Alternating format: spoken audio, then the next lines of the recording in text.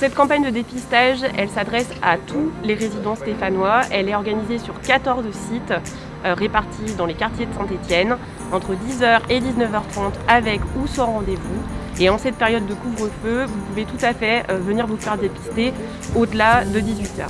Cette campagne est vraiment très importante parce qu'en fait, c'est un des moyens pour réduire la circulation des virus. En effet, ce qu'on cherche dans une campagne de masse comme celle-là, c'est à repérer les personnes asymptomatiques, c'est-à-dire qui n'ont aucun signe de la maladie, mais qui portent le virus. Et on sait que certaines d'entre elles sont extrêmement contagieuses, donc représentent vraiment un danger de contamination pour l'ensemble de la population. C'est l'objectif de ce dépistage qui est pratiqué avec un test qu'on appelle un test antigénique, qui permet de donner une réponse en un quart d'heure, 20 minutes.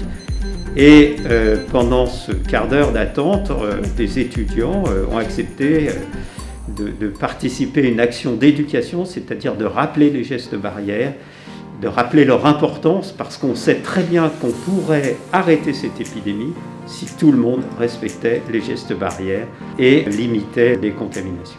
Cet outil de dépistage massif, tout comme les campagnes de vaccination à venir, qui est totalement complémentaire à cette action de campagne de dépistage, il faudrait, donc, par la participation massive des Stéphanois, on pourrait peut-être montrer que c'est une alternative au confinement, aux épisodes de confinement à venir. Il faut vraiment l'identifier comme ça.